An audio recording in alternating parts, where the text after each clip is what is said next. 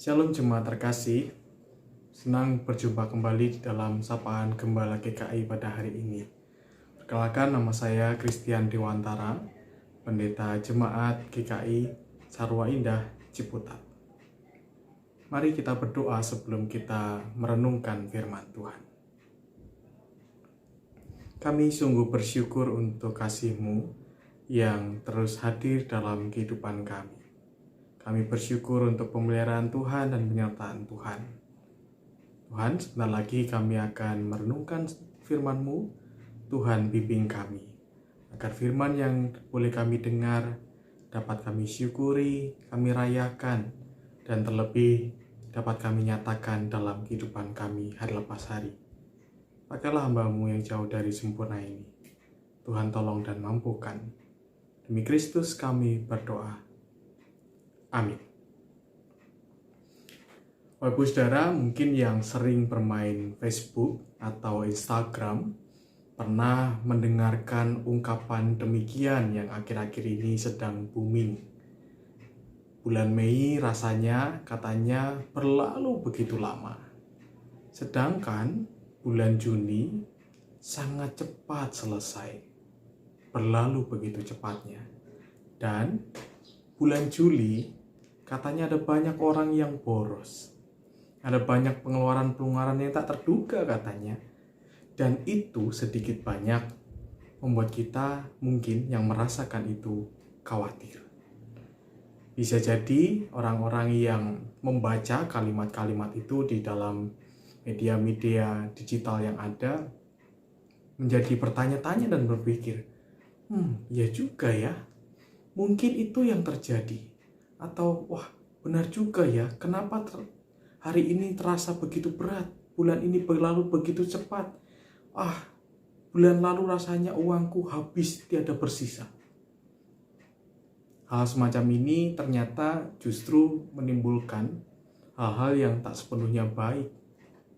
Orang menjadi khawatir berlebihan, dan pada akhirnya ketika kita memasuki bulan Agustus, ada semacam kegalauan dan mungkin sedang bertanya-tanya apa yang akan terjadi di dalam bulan ini. Mungkin Bapak Ibu Saudara mengalami itu. Tapi saya ingin mengajak kita membaca dari Matius 6 ayat 31 sampai 33 yang berbunyi demikian. Karena itu janganlah kamu khawatir dan berkata, apakah yang akan kami makan? Apakah yang akan kami minum? Apakah yang akan kami pakai? Semua itu dicari bangsa-bangsa yang tidak mengenal Allah. Akan tetapi Bapamu yang di surga tahu bahwa kamu memerlukan semuanya itu. Tetapi carilah dahulu kerajaan Allah dan kehendaknya, maka semuanya itu akan ditambahkan kepadamu. Rasanya ayat ini menjadi sebuah ayat yang kita hafal betul begitu ya. Karena ini berbicara tentang kekhawatiran, perkataan Tuhan yang mengingatkan kepada kita untuk tidak khawatir. Tetapi apakah mungkin dengan situasi-situasi yang tadi saya jabarkan di depan, kita sama sekali tidak khawatir? Jujur sulit. Tapi dari bacaan ini kita dapat melihat dan juga merenungkan bahwa hidup kita memang sepenuhnya ada di dalam tangan Tuhan. Tuhan sendiri yang menjanjikan bahwa hidup kita akan dipelihara. Bahkan ada sebuah janji yang sungguh indah, bahwa Tuhan mengetahui semua yang kita butuhkan. Lalu bagaimana memperjumpakan antara kekhawatiran ini dengan hidup dalam pengharapan akan janji pemeliharaan Tuhan? Saya rasa bila khawatir itu dalam taraf yang masih aman, itu justru akan membuat kita lebih waspada dan berjaga-jaga. Tetapi kalau khawatir itu berlebihan, maka rasanya kita tidak akan selaras dengan apa yang dikatakan Tuhan. Jadi, kalaupun Bapak Ibu Saudara khawatir, jangan lalu membuat kekhawatiran itu membuat kita kehilangan pengharapan kepada Allah. Justru, bila khawatir itu datang, berdoalah. serahkan itu semua kepada Tuhan. Biarlah Tuhan yang menolong kita, dan percayalah bahwa Tuhan mengetahui apa yang kita butuhkan. Sembari terus berjaga-jaga, berhikmat, agar apa yang kita lakukan tidak sembrono. Karena justru orang yang tidak punya kekhawatiran sama sekali dalam perspektif yang salah, hidupnya asal-asalan, hidupnya sembrono dan sembarangan karena merasa semuanya baik-baik saja dan tidak perlu dipertimbangkan. Jadi, kalau kita mungkin saat ini bertanya-tanya bagaimana nanti bulan Agustus, bagaimana dengan November, September, Oktober, Desember, bahkan tahun depan, di tengah situasi yang masih tidak menentu ini, berdoalah dan percayalah kepada Tuhan. Sembari teruslah bekerja, teruslah mengupayakan hal-hal yang baik, teruslah percaya akan pertolongan Tuhan. Dengan itu semua, maka kekhawatiran kita akan diubah Tuhan menjadi sebuah rasa damai sejahtera.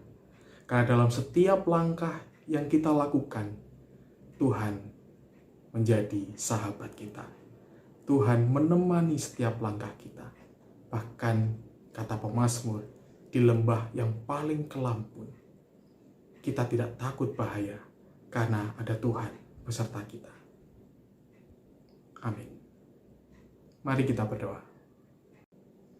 Ya Allah, kami menyadari bahwa dalam segala hal yang kami hadapi, tak jarang timbul kekhawatiran dalam hidup kami. Dalam segala hal yang kami kerjakan, kami kadang ragu dengan hasil yang kami nantikan. Kami menyerahkan hidup kami di dalam tangan pengasihan-Mu. Biarlah segala sesuatu yang kami kerjakan, Tuhan sertai, dan kekhawatiran kami tidak membelenggu kami, tapi justru menjadi alarm bagi kami untuk terus senantiasa hidup berjaga-jaga, berhikmat, berhati-hati, dan menjauhkan dari sikap sembrono. Kami percaya Tuhan yang senantiasa menyediakan bagi kami, Tuhan yang senantiasa menyertai langkah hidup kami. Biarlah Tuhan yang terus ada di dalam kehidupan kami, sehingga kami pun berani untuk terus melangkah dengan benar. Ajarlah kami juga Tuhan, agar kehadiran kami juga tidak membuat khawatir bagi orang-orang di sekitar kami. Namun pakailah kami, agar kami hadir dan mampu menolong, agar orang-orang yang khawatir itu lebih berani melangkah di dalam nama Tuhan. Biarlah kehadiran kami menjadi sukacita dan damai sejahtera bagi saudara-saudara kami yang sedang khawatir dengan kehidupan ini. Inilah doa permohonan kami. Demi Kristus kami berdoa. Amin.